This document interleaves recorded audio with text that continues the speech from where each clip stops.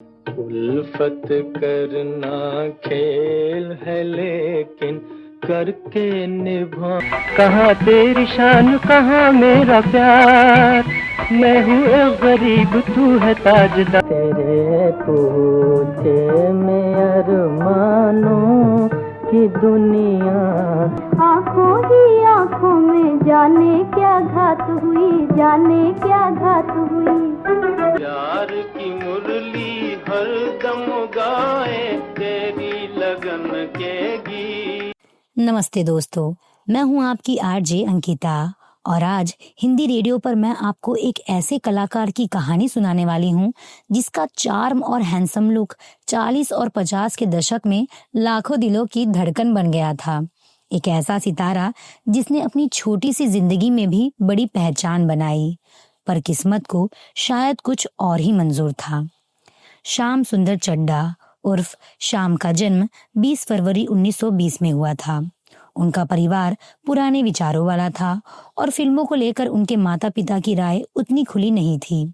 श्याम के दिल में तो बचपन से ही सिनेमा का रंग भर गया था। पढ़ाई लिखाई में मन कम लगता और एक्टिंग का सपना उनकी आंखों में पलने लगा। उनके पिता सीताराम चड्ढा भारतीय सेना में अपनी सेवाएं दे रहे थे, जबकि उनकी माँ चरण देवी घर की देखभाल करती थी। श्याम को सुंदरता और अच्छे संस्कार विरासत में मिले थे। वे अपने 4 भाइयों और एक बहन में सबसे बड़े थे, जिस वजह से माँ के जल्दी गुजर जाने के बाद घर की कुछ जिम्मेदारियां भी उन पर ही आ गई थी। उन्होंने रावलपिंडी के मशहूर गार्डोन कॉलेज से अपनी ग्रेजुएशन पूरी की और इसी दौरान उन्होंने कॉलेज के नाटकों और नाट्य समूहों के जरिए अपने अभिनय के शौक को और भी बढ़ाया। अपने इसी पैशन के चलते श्याम कॉलेज की ड्रामेटिक सोसाइटी के अध्यक्ष भी बने। उस दौर में 1941 के आसपास उन्होंने अंग्रेजी और उर्दू अखबारों में लेखन भी किया। एक्टिंग के प्रति उनके गहरे लगाव के कारण उनके पिता उनसे थोड़े नाराज जरूर रहते थे, पर उनके चाचा ताराचंद चड्ढा ने हमेशा उनका साथ दिया। आखिरकार चाचा के समझाने पर उनके पिता ने भी उन्हें अपने सपनों को पूरा करने की इजाजत दे दी। और फिर क्या था, अपने चाचा का आशीर्वाद लेकर श्याम ने सपनों की नगरी मुंबई की ओर कदम बढ़ाया। मुंबई में पहुंचने के बाद श्याम ने बॉम्बे स्टूडियो में ऑडिशन दिया, लेकिन पहली बार में उन्हें सफलता नहीं मिली। लेकिन उन्होंने हार नहीं मानी और अपनी मेहनत और लगन से उन्होंने जल्द ही अपनी पहचान बनाई। उनकी पहली पंजाबी फिल्म थी गवंडी। इस फिल्म की कामयाबी ने उन्हें पंजाब में एक जाना माना चेहरा बना दिया और उनके फिल्मी करियर की शुरुआत हो गई। लेकिन फिर उनकी जिंदगी में एक ऐसा मोड़ आया जिसने उन्हें और पूरे फिल्म इंडस्ट्री को हिला कर रख दिया। भारत का विभाजन।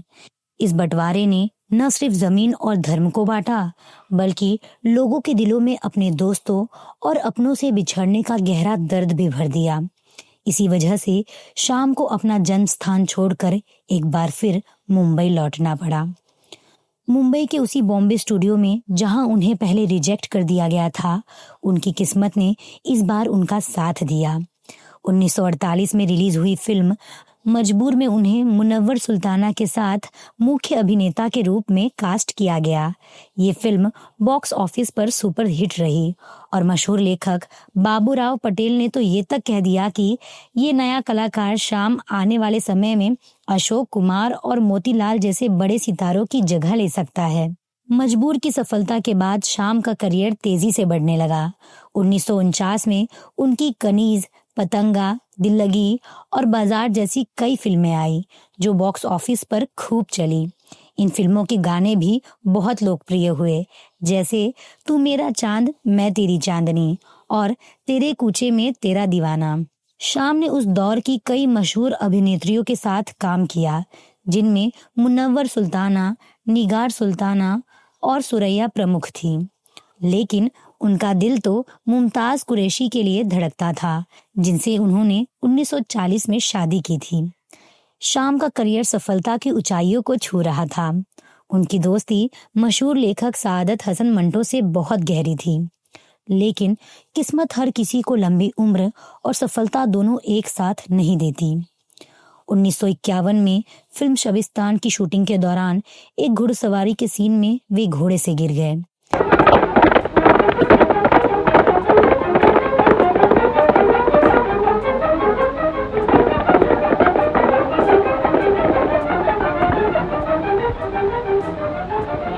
पत्नी का वार खाली नहीं जाता। नालायक।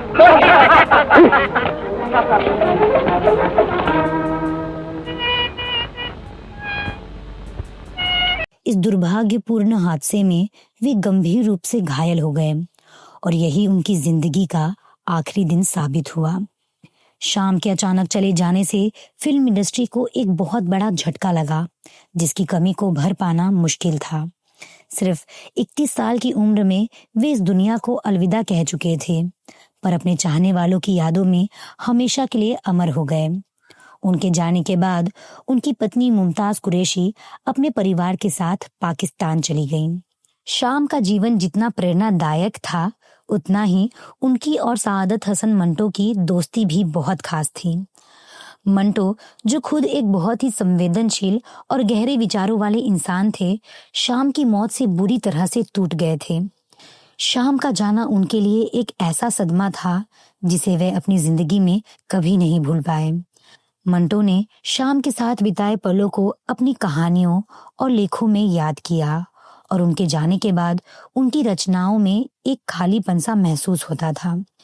ये वही दौर था जब मंटो ने भारत और पाकिस्तान विभाजन का दर्द झेला और शाम जैसे दोस्त के बिना उन्हें ये दुनिया और भी वीरान लगने लगी थी। एक दुखद सच्चाई ये भी है कि जब शाम का निधन हुआ तब उनकी पत्नी मुमताज कुरैशी गर्भवती थी। शाम के जाने के 2 महीने बाद उनके बेटे का जन्म हुआ, जिसका नाम शाकिर शाम अंसारी रखा गया। तो दोस्तों, ये थी कहानी उस हैंडसम हीरो शाम की, जिन्होंने अपनी छोटी सी जिंदगी में भी अपनी प्रतिभा और चार्म से लाखों दिलों पर राज किया। आज भले ही बहुत से लोग उन्हें याद न करते हो, पर 40 और 50 के दशक की सुनहरी यादों में उनका नाम हमेशा चमकता रहेगा।